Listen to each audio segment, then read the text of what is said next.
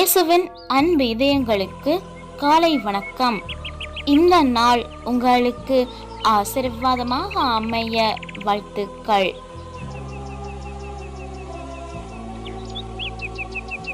இப்புதிய நாளுக்கான ஆசீர்வாத இறைவசனம் எசாயா அதிகாரம் 54 இறை வார்த்தை 11.